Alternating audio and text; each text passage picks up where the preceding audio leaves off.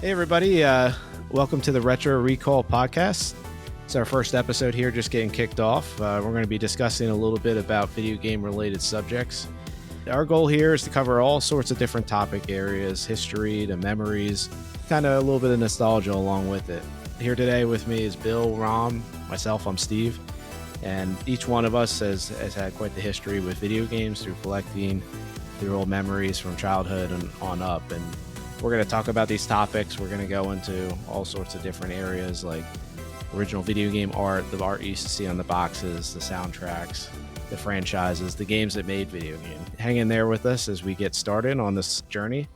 I'm going to kick it over to each one of Bill and Rom, and then I'll circle back to myself and talk a little bit about each of us. So, Bill, why don't you start us off and tell us a little bit about yourself, maybe a little bit about some of the video games that interest you, some of your history. So my name is Bill, and just happy to start out this podcast with these guys. I have been gaming pretty much since probably around the age of 5, 6, somewhere in there. Like a lot of guys our age, started out with the NES back in around 1989, 1990. You know, it's a little murky. I'm not sure which year it is per se, but grew up playing all the consoles, starting with Nintendo all the way through like PS2, PS3, and then kind of fell off the bandwagon for a while. Life happened, got busy with real world, and then kind of lately in the last 5 years, just really got into the retro collecting and retro gaming in general, and it's just a great hobby, and I'm super excited about it and happy to share. Rom, you want to chime in a little bit about yourself? Kind of the same as Bill. It started when I was started playing games when I was like 6, 7 years old. Got super obsessed with the Nintendo Entertainment System. Just remember staying up super late all the time, like playing Kid Icarus and not being able to beat the first level. But big NES fan. I never really collected a lot as I was growing up, but I played consoles, the big stuff like Ocarina of Time. I remember N64 and a lot of Dreamcast. And then I became pretty much an exclusive PC gamer, unless like a new Nintendo console came out. Once COVID started, I decided to start collecting again, and it's kind of gotten out of hand, actually. So big Mega Man fan. I've got all the NES Mega Mans complete in box. Like that's kind of probably my the grail of what I have right now. Happy to be here. All right. So, I'm Steve. Most people know me as a hardcore Sega collector, which is interesting because my first video game memories actually circulate around Nintendo. So I have a love for both systems. Can't really see on this podcast right now, but I am rocking a Sonic the Hedgehog pixelated shirt. Throwback to the great Genesis days. I've been a collector for a long time. I've gone all over the map over the years. I started off as a video game player, and like a lot of people, I grew into adulthood, and what happens, you take a break, right? You get away from gaming for a while and then you find a way back to it. And part of what drew me into this whole hobby too is not just the games themselves, but the community as a whole, all the great people I've met, people that have gone on and done stuff on YouTube, people online on forums, people on Discord. I met both of these guys on Discord on a server that we all are members of. We're happy to kind of share some of these memories, hopefully take you down memory lane. And we got a lot of great topics to discuss with you. I mentioned before, we're going to go into some gaming franchises, some of our favorites. I know that a few of these guys are big Capcom, Konami fans. We're going to talk about original art. That's something that not a lot of people know about. We used to go in those rental stores when we were kids, and looking at all those individual boxes was what sold you on it. And half the time the dang games sucked. So I remember renting many games that were not as good as the pictures on the box were, but that's a whole collecting hobby nowadays. It's still kind of under the radar a little bit. We're going to talk through some episodes too about modding. Rom's going to host an event around that, and even like soundtracks and talking about Toys R Us and some of the other memories around the old stores and nostalgia with that. So, our next podcast actually will be led by Bill, and Bill's going to discuss a little bit about rental store memories. I'm sure a lot of you out there have memories from your childhood walking in there and going into Blockbuster or Video Game Gallery or any of those other ones. Kind of talking about memories and heading down memory lane a little bit. What are each of yours, maybe Bill, what are some of your earliest memories of gaming when you were a child? Like what got you into gaming? The NES. Well, actually, I can go back one more step. My actual earliest memory is in television. Believe it or not, my My dad had an Intellivision, Wow. and I was like really young when that was kind of the main thing we had on the TV. I didn't really know what I was doing in that goofy core, coily phone looking cord attached to that goofy remote with the overlays. I was kind of like completely clueless. But then one day my dad for Christmas got me I believe it's the NES action set that came with the orange zapper. And of course, original Super Mario Bros. And Duck Hunt, combo cart. And that was a game changer, obviously. The CRT television, shooting those ducks and getting laughed at by the dog. That dog's a jerk. I don't know why he always still laugh at you, right? Did you have any siblings growing up where you chased around the house with a zapper? No, I'm an only child, so I have a unique perspective there. Like the Nintendo was a babysitter, and I spent a lot of time just playing that thing. And I know specifically around 1990, 91, there was a lot of games that came out that year that were just big hits. Mega Man 3, we bought, brand new. Super Mario Bros. 3, I remember getting that year for a gift.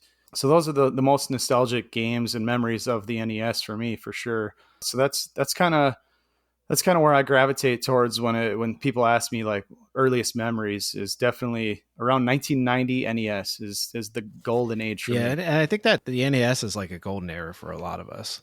When I first got into collecting, that's what everybody collected. Oh, yeah. Everybody wanted to get the full set of the NES. It really started a lot of that full set collecting, and it's those memories from childhood, first experiences. And there were a lot of great games.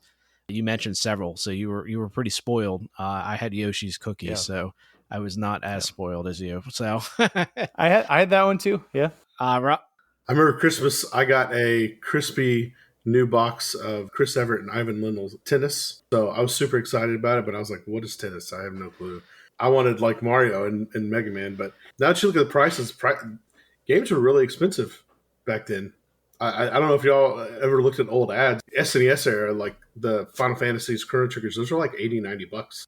And that was in 1992 or whatever. Yeah, yeah. Adjusted for inflation, I don't know what that is exactly. That's like Neo Geo prices, right? Now, nowadays.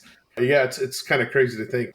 For me, yeah, like I mentioned at the intro, just staying up really late trying to beat Kid Icarus and Metroid. Those were my two main games. Besides Zelda, I think everybody played Zelda, but Kid Icarus and Metroid, those games were so hard until I figured out the cheat codes and got straight to the end. But because I could never beat the first level of Kid Icarus, that death music, that's like the most nostalgic thing for me. Next to Intro to Legend of Zelda and stuff. And I played those so much. Like I could still beat Legend of Zelda, find all the secrets, and I know where everything is. I mean, I can't remember important things in my life. Hey, did I brush my teeth today? No, but I can figure out what everything. Or my wife will ask me a question. I'm like, no, but I know I don't remember that, but I do remember how to get the container heart up here. Did any of you guys draw your own maps? I hear there's a lot of kids back in the day that used to draw their own maps on graph paper. This is before everybody had Nintendo Powers or the internet or whatever. I never did that, but I found a few games over the years with maps in them. I know I probably thought I was a much better artist when I was a kid than I really was, and that's all I'm going to say about the ones I found. Sure. You would get lost using those things. No, I wouldn't be able to understand what I wrote down. And it took some dedication back then. You didn't have all the guides and the internet and YouTube to just look up if you're stuck in a spot. It really extended the life of a game. You might spend months on a game trying to get past the spot that you're stuck. Or nowadays, we just get so frustrated and just look it up on the internet. It was a different time in gaming for sure. And I wouldn't have it any other way. That was pretty fun, getting just lost in a game like that for days and weeks. I remember what a game changer it was when GameFAQs came out on the internet, when you had to dial up and had to listen to that horrible ringtone. That was a part of that era. There's a little nostalgia there for that. But being able to print those off on the printer was like a big deal because you would get stuck so much. You talked about knowing where everything is in Legend of Zelda ROM. Well, I have no clue to this day where half of the stuff is, and I never beat that as a kid. I was not patient. So. Oh, man. I loved it, but I was not patient. The boss order for Mega Man 1 and 6, I know what weapon works on what. It's just stupid information, and I still retained it. But I have to be reminded for other menial tasks during the day. Well, I mean, it's some of those memories they bring it back, right? Those are part of our Yeah. childhood, and it's some of the memories that keep us with these topics. Remembering the joy of figuring out those secrets and the feeling of discovery and going on an adventure. Like the kids these days, they don't understand completely what it was like in these little pixelated games when you went on an adventure, because there was nothing else like that. I mean, that was so cool. Like the graphics when they improved the Super Nintendo, it was like, whoa, no way. Like Star Fox looks terrible today. But man, that was hot stuff back then. Oh yeah. What, man, I just remember playing Final Fantasy 2 for the first time. It was just amazing, like how I got entrenched. That and Chrono Trigger.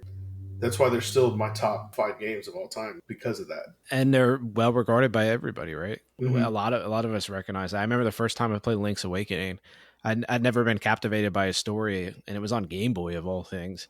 Like I had in that game, I was like, wow, like it really felt like an adventure and like a moving story. Video games have that ability to bring that, evoke those emotions and those feelings in people, and that's what brings people in. A lot of people that hate on video games, they're like, oh, video games are bad for you, you're burning your eyes out. It's like, no, it's actually using your mind, challenging you with puzzles.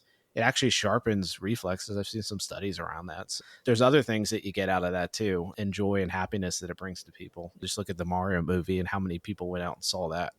I mean, that doesn't tell you how much love there is for video games and characters and all that. I'll jump in here now and I'll talk a little bit about my earliest childhood memories. I also was Nintendo guy. Was the first system that I ever had, and we didn't own a Nintendo to starting off. We had a babysitter that was in our neighborhood, and she was almost going off to college and go over there and we play Legend of Zelda. We play Yoshi's Cookie. Of course, you had the pack in with the trackpad. I don't know if anybody had the trackpad, but man, I used to try to jump off that thing and trick it out like, oh, I'm going to have the longest jump ever. It did not work that way. She was heading off to college, needed some extra money. And I think she talked to my mom or something. I was still pretty young at the time. And she's like, hey, would you like to buy this? So bought it. And they put this reward chart up. So every time we were good or did a chore in the house, we got an X on the chart. And by the time you got to the end of the thing, all right, you were going to get your Nintendo. Well, luck would have it, we all got chicken pox. She felt terrible. And I got the Nintendo anyways. Man. So there you go, short chart, take that. So we got it, and my best friend had already had chicken pox. So at the time, and kids don't have to deal with it as much. I think there's a vaccine out there these days, but it was horrible. So my best friend came over. I remember playing Mario. I mean, we were just playing away at that thing. And I was young enough that, I had those memories of that. But the first console that I really fully dove into was Sega Genesis. I didn't remember how I got it as a kid, but I found the picture maybe like 6 months ago, and it was under a Christmas tree. I must have been a really happy kid that Christmas. And it says on the box includes Sonic the Hedgehog, but I have only ever owned Sonic the Hedgehog 2. So I'm still trying to figure out that mystery of how I ended up with Sonic 2 and not the original Sonic. But man, the Sega Genesis was just bigger, badder, meaner. It was the cool kid on the block. I mean, I remember talking so much smack on the 5 Super Nintendo kids in the class. Everybody else had Genesis. My Mortal Kombat's better than yours. It's got blood. What's your Mortal Kombat got? Man, bring it back to those memories. I mean, I had so much fun, sleepovers with friends. And I remember cooking the Tater's house on Saturday morning, playing some Mario Kart. Man, we had so much fun back in those days. I mean, to this day, when I eat tater tots, I think about Mario Kart and whooping my friends up. It's still going down. So a lot of great memories. And, I kind of stepped away from gaming for a while, like I had talked about. And I didn't get into collecting right away, but I did attempt to hold on to most of my games over the years, except for those that my parents accidentally donated, which I know that's the story of many people. Oh, I didn't know you wanted those. Or, hey, the PlayStation 1 games were in with the CDs that we were giving away to Goodwill. I got out of it for a while. I went to college. I started a full-time job, and I was like, hey, it'd be really cool. Like, I wonder what video games are out there. I just moved to a new place at the time, didn't know a lot of people. So I was like, hey, I'll pick up a new system. Let's see what's there. Had all this money for the first time ever, and bought an Xbox 360. That Xbox 360 was fun, but then I was like, hey, I kind of really remember, wish I had my Aladdin copy from Sega Genesis. I ordered a copy of Aladdin on eBay and probably paid like $8 for it or something. I don't think it's that expensive these days, but grabbed that. And I was like, wait a minute, I remember Lion King. I could never get past that one darn level with the monkeys, and would pick up a game here or there. And then I started looking at auctions. I was like, oh man, look at this box copy of Final Fantasy for NES. Man, I that was my first system. I should get that. And so I was like, all right, I'll plug a bid in for like $30 or something. And boom, I won it. I'm like, wow, that was cheap. Like, I can't believe I won that on an auction. Well, people were not really collecting video games back then. I mean, this was around 2011, something like that. So I slowly but surely started like picking up these games. I remembered I picked up Booger Man. Like, I remember renting that as a kid on Genesis. I was like, man, that was a hilarious game, like concept, like boogers in a video game. Like, They always had the edgy games. yeah. Oh, my mom wouldn't let me play this, Oh, absolutely. which made you want it more. Yeah, I mean, absolutely. I mean, a game about boogers. What mom's going to want you to rent that, right? They're already yelling at you enough, all the kids for picking their noses. So, yeah. So I just started picking up stuff, and that's really what sparked off my collecting. I mean, nobody was doing it. And the first time I started realizing that collecting may become a thing, I had a garage sale at my house, and this was a number of years later. And the guy comes up at my garage sale, and he's like, "Hey, you got any video games?" And I was like, "Why would I sell you my video games?" I was offended. Those are my video games. But I was like, wait a minute. And then I started cluing into the fact that I was like, hey, maybe other people like video games too. And I started branching out to the internet, and that kind of brought me into some of these communities and met a lot of cool people. Met some people that, were doing YouTube back when it wasn't the fully cool thing. I started going to conventions, started popping up. I remember Too Many Games out of Philadelphia was a great time. And man, what a change that has made over the years at that convention. I mean, it felt like big to me starting out when I started going up to Philly for that. But nowadays it's such a huge convention. It's quadrupled easily in size since I first started going there, and seeing the amount of vendors and the amount of people that were really getting involved in retro game collecting. It was pretty cool to see. And I think we all go through different phases as we move through collecting. I started off with those games from my childhood and moved on to, hey, what are the things I did miss? Or, hey, I remember renting that as a kid. And I mean, even stuff like McDonald's Treasureland Adventure. Either you guys ever play that game? Oh, Yes. Man, I remember going into McDonald's as a kid playing on those darn play sets, which apparently is not a thing they make anymore. I'm kind of disappointed. And that game was like awesome because Treasure made that, and Treasure made great games back in that era, and the colors and playing as Ronald McDonald. Man, what a blast from the past that thing was.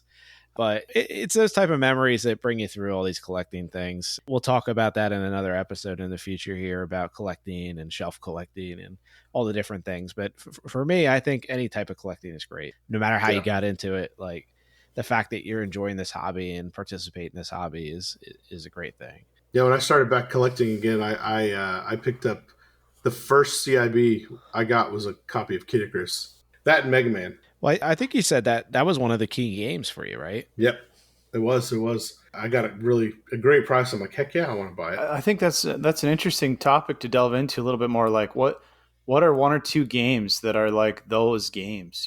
So for Rom, Mega Man or Kid Icarus.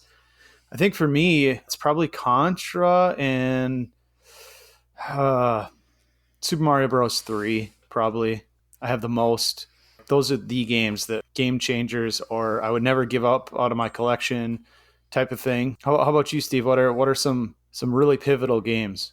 Depends what era Steve you're talking to here. If you're talking to young Steve, even though I was never any good at it, I never had the patience to figure it all out. Legend of Zelda, I mean, that was back in the starting day. And Mario 3, I played that game to death. I mean, out of all the games, Mario 3 was definitely the shining star for me on the NES. If you fast forward a little bit, like Sega Genesis era, I mean, you can see on my shirt, Sonic. I mean, Sonic is definitely one of the most pivotal memories for me as a kid. And Sonic 2 is the best one out of all those games. I don't care what anybody says. I'll fight you. And, I moved into PC gaming for a little bit, actually. I was a big console gamer. And when I got into the PC days, one of the most influential games over me was Max Payne. Did either of you ever play Max Payne? I did. Right when it came out on PC. It was such an unbelievable experience. Yeah, it was like bullet time, right? Kind of like the Matrix. Yeah, it was right in that era when the Matrix was big. Yeah. But it was gritty. It had this great story to it. Like, you weren't quite sure if you were an illusion or if it was all happening in real life. There was you wake up in these bad dreams on narcotics, something bad has happened to his family, and you're like, man, what's going on here? Like, you just wanted to know more. I mean, that story captivated me. And I was like, wow, like you go through a game. You guys ever have a game like that for you where it just grabbed you in and it just took you? I mean, Link's Awakening, and I mentioned that earlier. Max Payne was definitely that for me. Yeah, I guess I'm trying to think of a game that really captivated. I probably Ocarina of Time for N64. Until you got to the water temple, and then you're like, forget this game. Right? Because that's how it was with me, 100%. That's another thing too, right, guys? Is, you know, going to school, talking to your buddies on the playground. Hey, I passed Fire Temple last night. How far did you get? It was a thing. Sharing with your friends how far advanced you've gotten in a game and stuff. You know, this is before online, obviously, but that game captivated me for hours and days. I really got into that. So yeah, that's one for me. You hear that from a lot of people too. Ocarina of Time. I mean, that's such a pinnacle game. It's still rated up there if you look on like Metacritic or any of the other sites that average all the old review scores. It's up there in the top games. And I think anybody that went through that game, I remember playing it down the road at a friend's house. They were like, you know, you were like, wow, this is a hell of an adventure. We hadn't experienced a lot of 3D adventures like that at the time. So I absolutely get where you're coming from. It was great, like I said, until for me the Fire Temple, and it was just, for some reason, could have been a time in my life I'm like, you know what, I'm just gonna go do that. Or I was working, and it's probably when I started working at GameStops. I was like, all right, I'll just talk about it and not play it. But as far as something that captured me, it's more modern. But man, The Last of Us or BioShock Infinite, those are the two narrative-driven games that were well voice acted, and just some of the stuff that you kind of go across, like it just kind of sucked you in. And those are still my top 10 games, those two. That's a great point too, because we talk about retro gaming here, and you know, a lot of our podcasting is going to be cycling through memories, but we'll probably talk on modern stuff too a little bit here. The landscape of games has changed a lot, right? It was all about the quality of the gameplay. They started weaving in stories as games evolved from NES to SNES. You started getting more of the RPGs coming over from Japan. Yep. And as we move into modern stuff, there's incredibly captivating cinematic stories like Last of Us. Look at the success of the TV show coming out of that. I mean, it just shows you the fanfare. You look at some of the other video game adaptations that have been out there. I mean, Tomb Raider got its own movie. There's the other adventure one that just came out a couple years ago. Witcher. PS3. Oh, the Witcher TV series. That was another big one. I can't quite remember. It's on the tip of my tongue. The one that had the adventure one like Tomb Raider that was on PS3.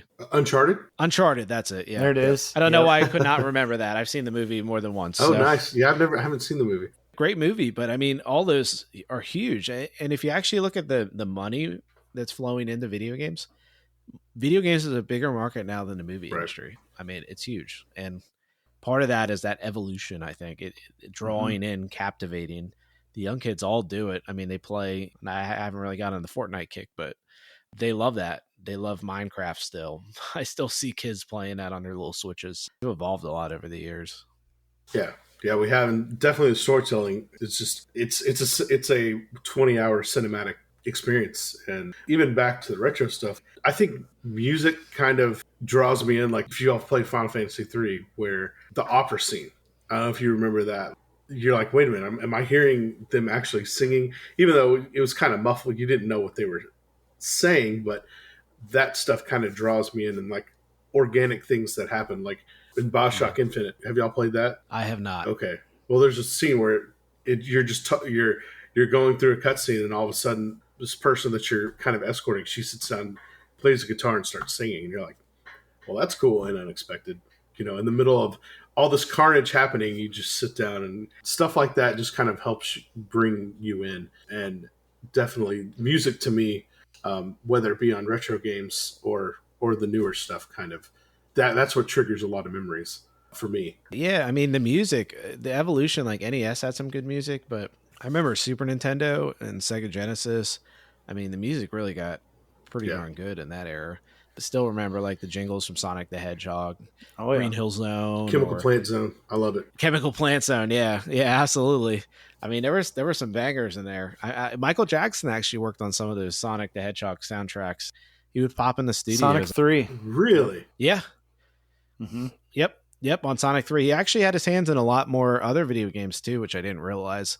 I talked with a ex marketing guy that worked with Sega back in those days, and he said it wasn't unusual for Michael Jackson to pop in the studio and work on random things, but I don't think everything got credited that he was involved in. He was definitely big on Sega. Oh, yeah. I mean, they had the Moonwalker games and so many catchy tunes. Maybe you both can share a memory of a soundtrack that you remember from a game, but for me, Banjo Kazooie with Grant Kirkhope and all those silly tunes like it sounds like it should be like an opera, but then it's like silly.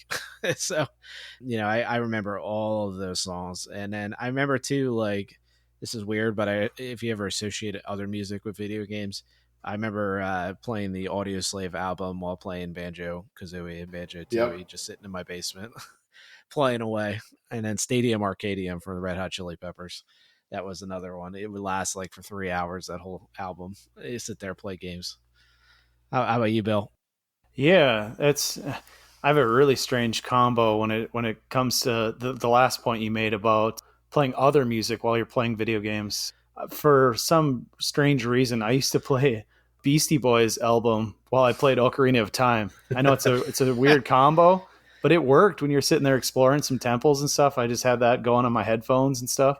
But as far as the soundtrack piece goes, I mean, Super Mario Bros. 3 is just ingrained in my mind forever, right? And obviously the original Super Mario Bros. Theme, everybody, I mean, people that don't even play games know that or can recognize it. Yeah. A little bit more closer to the recent past, like when I got into collecting, though, is anything Yuzo Koshiro for Sega stuff. I mean, he would pack clubs for Streets of Rage, just play the Streets of Rage soundtrack at clubs and like would draw crowds. When you can draw crowds at a club with Sega Genesis music, that's something special there. That's awesome. I mean, it was Sega. I mean, Sega's better than Nintendo. They do what Nintendo don't. Y'all are big Sega fans. Yeah. I just didn't have as much. Streets of Rage, the soundtrack was amazing. I remember playing that at a friend's house. The Streets of Rage is a perfect example. That soundtrack kicked butt. I mean, it was really good. Yeah. And for me, the Mega Man 4 soundtrack is amazing. Every track was memorable, and maybe it triggers for me. I like all the Mega Man soundtracks, but 4 was probably the best. And modern is the Nier Automata soundtrack. It was amazing. It just kind of, there's a game where the music actually just like fits and just with the atmosphere, and like it's a really depressing game, and the music kind of gave it even more kind of just the music kind of makes you feel even lonelier, which that's what the game is. I mean, probably modern. It's going to be my favorite one. And then real quick, the correlation to the soundtrack, 311 Blue album and playing Quake. I don't know. Like I would play multiplayer Quake, and that's what I would be listening to. 311. Yep. Man, I remember seeing 311 in concert when they came over to the one of the universities near me, and I remember going to that concert and standing on the chair like, yeah. I remember, thinking I was so cool at that concert. I mean, they've been around a long time now. Yeah, and they're still kicking. Yeah, I remember even cartoons. I remember cartoons back in the day. I mean, Ninja Turtles. Who wasn't a Ninja Turtles fan? Oh, yeah. And then to play the video game, we got a pretty crappy iteration in TMNT on SNES, the first one. But then when they moved into the arcade game and onwards, man, there was some great games.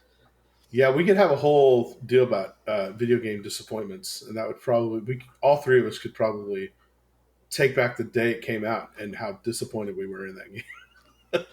On NES. Yeah, even video game adaptations. Like if you think about how many franchises these things came out of, we could probably spend a whole episode just talking about what was our favorite shows, favorite movies that came to video games, and then we played them and they were horrible or they blew us away. One of the two.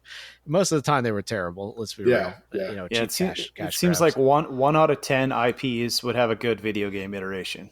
There's 9 bad ones and 1 good one. And that's why you don't see them anymore, right? You don't see movie to video. Yep. That Spider-Man's a perfect example. Is, you know what? Make your original story, and it works. I feel like video games have turned into their own art form in these days. So it's kind of one of those things. What you make a story. I mean, it's a blockbuster level event to make these things. They spend crazy amounts of money, crazy amounts of artists, crazy amounts of story writing. The music soundtracks are fully orchestrated on a lot of these. They write original music. I mean, it almost is a bigger show than the movie is in terms of production quality. If it is a true AAA title, they've kind of separated and differentiated themselves. And I think that's part of why you don't see as much of these tie-ins. I mean, you see tie-ins to series, but you don't see things that a lot of times that go with the movie or go with the specific event like you used to. Home Alone comes to mind for me. Like, I remember loving Home Alone 2, the movie. I remember playing the game going, what the heck am I playing? This is not even Home Alone. You're in a house. That's about all you got in common with Home Alone. So They just spit them I'm out. pretty sure I died 80 times. Beavis and Butthead, anybody remember that one? I don't think I've ever played any Beavis and Butthead games. I know they exist, but that and like Wayne's World come to mind. Just these strange properties that they brought to video games that just seemed like it didn't fit. But like I said, it seems like 1 out of 10 are hits, and the rest are just forgotten or made kids angry. I remember Home Alone games just being so frustrated too. It's like, why? I love this movie. Why is the game so bad? Yeah, yeah. Even like Back to the Future, most of those games Oh, weren't that great, but good they had example. like Yeah.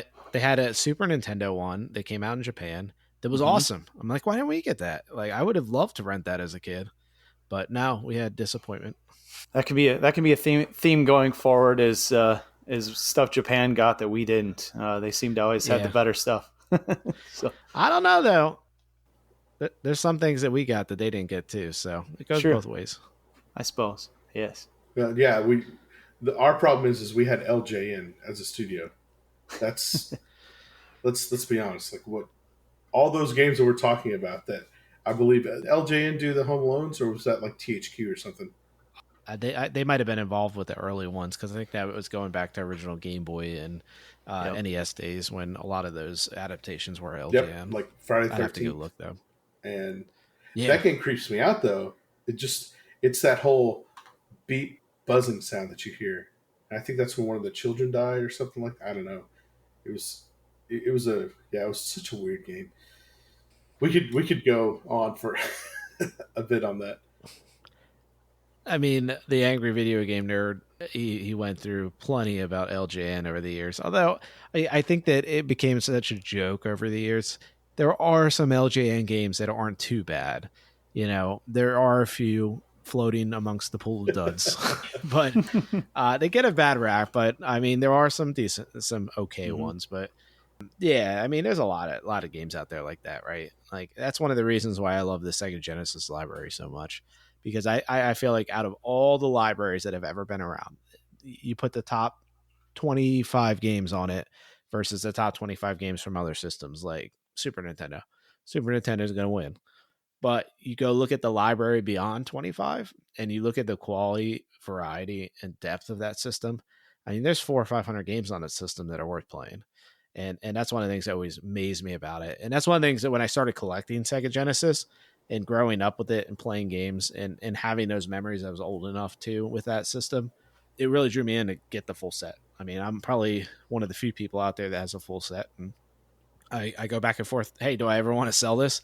And I'm like, nah, I kind of like it. You know, I'm going to hang on to that one for a while, sell other stuff. But, you know, we all go through evolutions and, you know, collecting journey and hobbies is what, you know, drives us through Right. these things. So Is your set CIB or is it loose and CIB?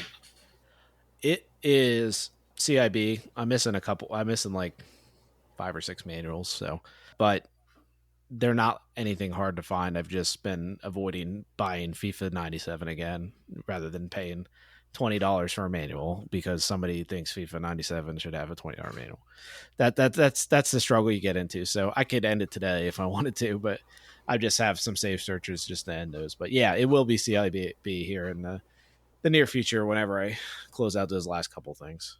None of the hard ones. It's all common, uncommon stuff. And that's crazy because most Sega Genesis games I see, they do not have the manual with them. Like for some reason, I feel like people just lost the Sega Genesis manuals all the time. They did. I mean, you had those hard cases, so people held on to those, but you take the manual out, you use it, right? You set it somewhere, and it ends up tossed or never makes it back in the box. That's not uncommon. And then on top of that, you had rental stores, which would either photocopy the manual or put it in there and get beat to heck, and you know it gets lost. They charge somebody a fine, and you know it never comes back. So there's a lot of reasons why those disappeared over the years, but not uncommon with Genesis. Some games are incredibly hard to find the manual, but you can find the box no problem. You know, it's one of those things.